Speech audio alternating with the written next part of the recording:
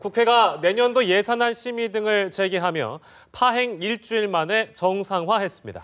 잠시 후 오후 2시부터는 국회의장과 여야 대표가 긴급 회동해 선거구 획정 문제 등 정기국회 현안을 논의하는데요. 국회 취재기자 연결합니다. 정영훈 기자.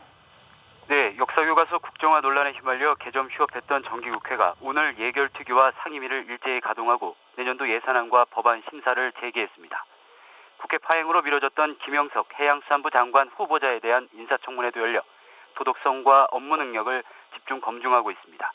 하지만 여야는 내일 본회의를 포함해 정기국회 의사 일정에는 합의하지 못한 상태인데요. 누리과정 예산의 정부 부담과 전월세 상한제 등이 협상에 걸림돌이 되고 있습니다. 여야 협상이 난항을 겪으면서 나흘 앞으로 다가온 선거구 획정안의 국회 처리 법정 시한도 넘길 가능성이 커지고 있습니다.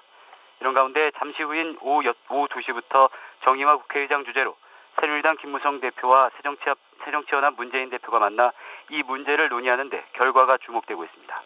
앞서 중앙선관위 산하 선거구 획정위원회는 국회 정치개혁특별위원회에 선거구 획정 기준과 국회의원 정수를 내일까지 확정해달라고 요청한 바 있습니다.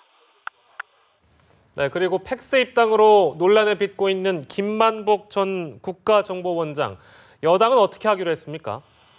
네, 새누리당은 김 전 원장에 대한 사실상 출당 수순에 접어들었는데요. 새누리당 황진아 사무총장은 김 전 원장이 지난 12.8 재보궐선거 당시 부산 기장군에서 새정치연합을 지지하는 등 광범위하게 당원으로서 해서는 안 될 일을 했다는 제보가 있었다며 윤리위 회부 배경을 설명했습니다.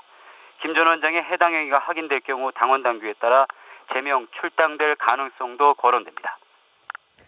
이에 대해 김 전 원장은 직접 해명 자료를 내고 진화에 나섰다고요? 그렇습니다. 김만복 전 국정원장은 해명 자료에서 지난 12.8 재보선 당시 야당 후보 사무실을 방문할 때 자신은 입당 허가나 당원증도 받지 못했다고 밝혔습니다. 그러니까 새누리당 당원인 줄 몰랐다는 건데요. 김 전 원장은 특히 고향 후배의 부탁으로 야당 후보 사무실을 방문했고 격려와 덕담 수준으로 말 한마디를 했을 뿐 선거를 지원한 사실이 없다고 강조했습니다. 김 전 원장은 새누리당의 오픈 프라이머리 채택을 염두에 두고 자신의 고향인 부산 기장군에서 내년 총선에 도전하기 위해 입당 원서를 제출했다고 덧붙였습니다. 그러면서 어떤 형태로든 출마해서 당선에 최선을 다하겠다고 말했습니다. 김 전 원장은 연합뉴스TV와의 통화에서 탈당할 의사가 없음을 분명히 했습니다. 지금까지 국회에서 전해드렸습니다.